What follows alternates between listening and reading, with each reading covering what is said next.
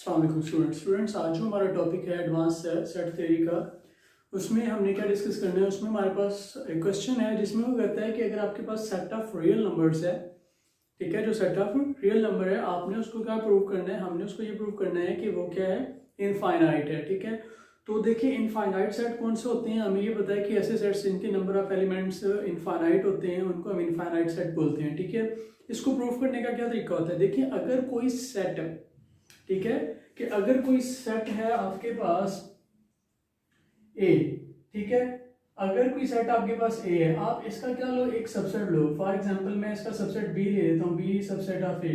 अगर आपका B subset A और फिर देन बी इक्विवेलेंट हो जाता है ए के, ठीक है, B is equivalent to A.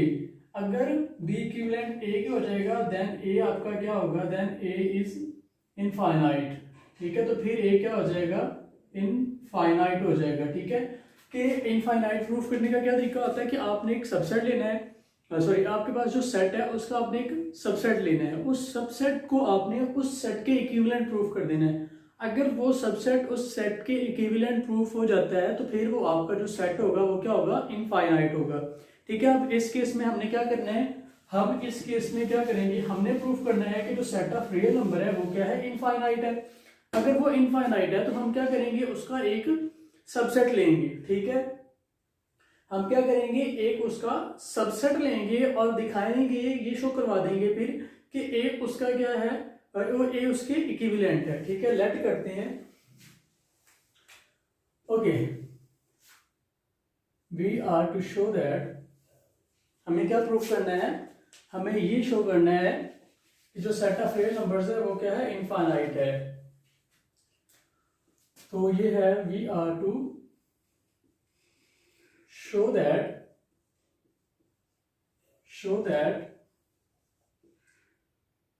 we are to show that set of real numbers is infinite. For this let करते हैं ए हमने किसके इक्वल ले रहे हैं, हाँ ए सबसेट ले रहे हैं। अब इसका -π/2 to π/2 is subset of R. ठीक है, हमने क्या कर लिया, इसका कोई भी सबसेट ले लिया। ठीक है, कि हमारे पास कोई सेट ऑफ रियल नंबर्स था। ठीक है, हमने क्या किया, उसका एक सबसेट ले लिया है। अब हम ये शो करवाएंगे कि ये इसका जो सबसेट ए है ये इसके क्या है, इक्विवेलेंट है।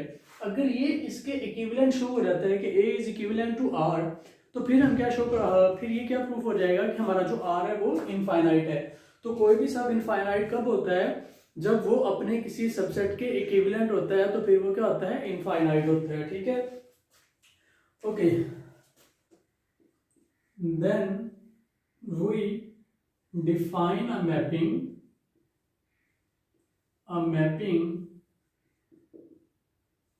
f a to r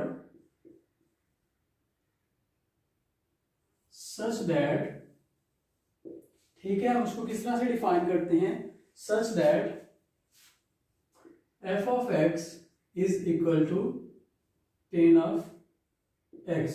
ठीक है, for all x belongs to a।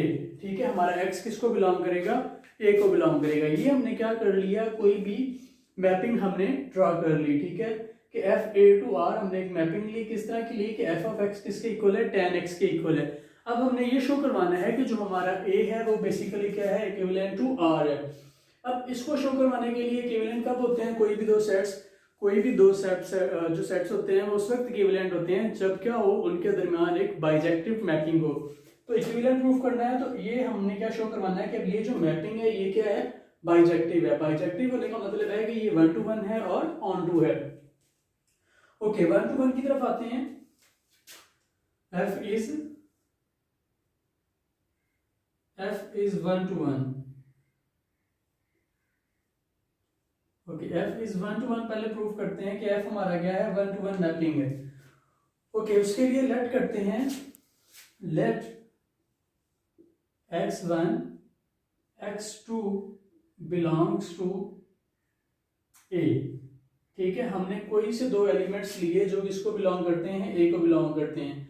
तो प्रीवियस जो हमारा लेक्चर था उसमें हमने डिस्कस किया था हमारे पास कोई भी दो जो कोई भी जो फंक्शन होता है वो 1 to 1 कब होता है, जब हम क्या करते हैं कि उनकी अगर हम दो डिफरेंट डोमेन्स ले रहे हैं तो उनके इमेजेस भी डिफरेंट होने चाहिए। अगर हम दो डिफरेंट वैल्यूज को, जो डोमेन के दो डिफरेंट वैल्यूज हैं उनको इक्वल रख रही हैं तो फिर उनके इमेजेस भी क्या होने चाहिए, इक्वल होने चाहिए। अगर उनके इमेजेस दो कोई सी दो वैल्यूज के इमेजेस आपस में इक्वल हैं तो फिर वो वैल्यूज भी क्या होनी चाहिए, इक्वल होनी चाहिए। ठीक है, तो अब यहाँ पे देखते हैं, लेट कर लिया कि ये दोनों इसको बिलोंग करते हैं, देन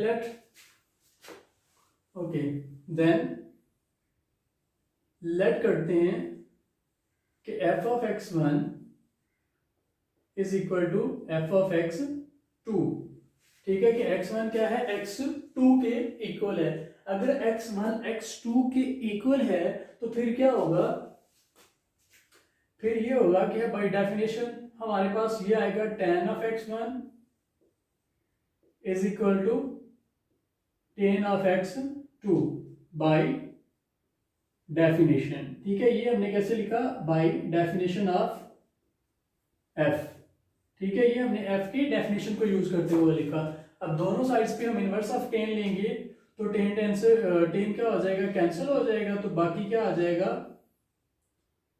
ओके बाकी हमारे पास क्या आ जाएगा, बाकी आ जाएगा x1 is equal to x2। ठीक है, जब हम बोथ साइड्स पे tan इनवर्स लेंगे तो फिर tan से क्या हो जाएगा, कैंसिल हो जाएगा, और x1 किसके इक्वल आ जाएगा, x2 के इक्वल आ जाएगा।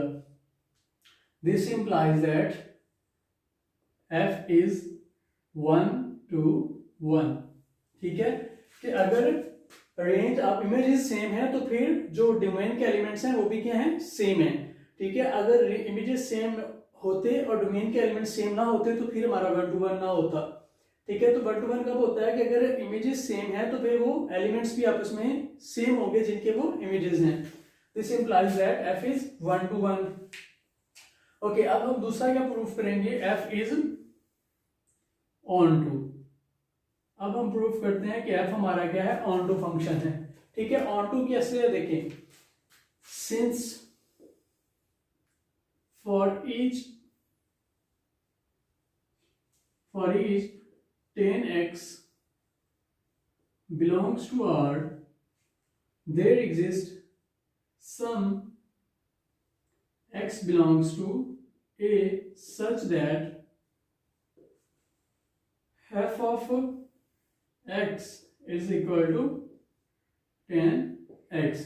ठीक है, कि वो कहता है कि हर tan x जो R को बिलोंग करता है उसके लिए क्या है, कोई ना कोई इमेज A के अंदर मौजूद है। ठीक है, देखिए आप कोई भी नंबर ले लें R में से, ठीक है, कि आप कोई भी नंबर R में से लें तो उसके लिए आपको क्या करेगा, उसके लिए आपको एक नंबर A में से जरूर मिल जाएगा। ठीक है, आप कोई भी नंबर, कोई भी वैल्यू लीजिएगा। ठीक है, अगर आपको समझ नहीं आ रही है तो कोई भी वैल्यू लें इसकी। ठीक है, tan x की कोई भी वैल्यू ले लेंगे, आप कोई भी वैल्यू लें, वहां उसके ऊपर इनवर्स ऑफ tan लगाएं। जब आप इनवर्स ऑफ tan लगाएंगे तो आपको जो वैल्यू आएगी वो इसी इंटरवल के अंदर लाई कर रही होगी, ये जो इंटरवल है। फॉर एग्जाम्पल आप क्या करते हो, आप लेते हो 80 belongs to R, set of real number में से कोई नंबर लिया 80। ठीक है, आप देखना चाहते हो कि 80 के करस्पॉन्डिंग कौन सा एलिमेंट है जो इस इंटरवल के अंदर है। ठीक है, तो आपने क्या करना है, इनवर्स ऑफ tan 80 ले लें।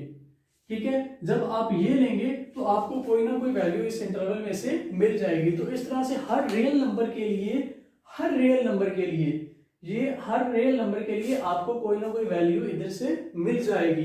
तो इसका ये मतलब है कि ये हमारा f क्या है, ऑन टू है। This implies that f is onto, कि f हमारा क्या है, ऑन टू है। अगर f हमारा ऑन टू है, this implies that then f is bijective. तो फिर f हमारा क्या है, बाइजेक्टिव है, कि ये हमारी कौन सी मैपिंग है, बाइजेक्टिव मैपिंग आती है।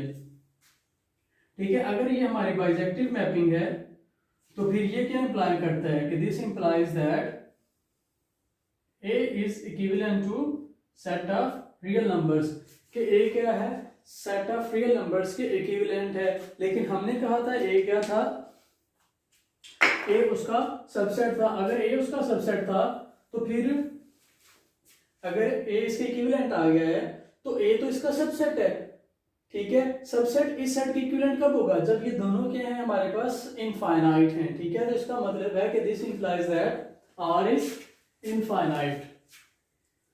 This implies that set of real number R is infinite. तो ये हमारे पास क्या प्रूव हो जाता है कि जो हमारा सेट ऑफ रियल नंबर है वो क्या है, इनफाइनाइट है। सिमिलरली हम सेट ऑफ नेचुरल नंबर्स को भी इनफाइनाइट प्रूव कर सकते हैं, ठीक है, कि हमारा जो सेट ऑफ नेचुरल नंबर है वो क्या है, इनफाइनाइट है। सिमिलरली हम सेट ऑफ रैशनल नंबर्स को भी प्रूव कर सकते हैं कि वो हमारा क्या है, इनफाइनाइट सेट है, ठीक है। आपने क्या करना होगा, जस्ट एक उसका सबसेट लेना होगा, उस सबसेट को उसके इक्विवेलेंट प्रूव करना होगा।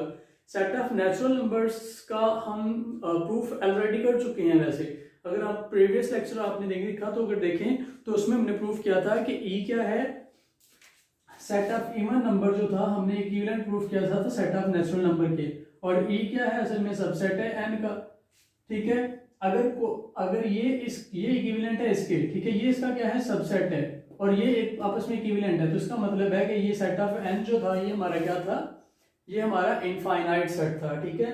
तो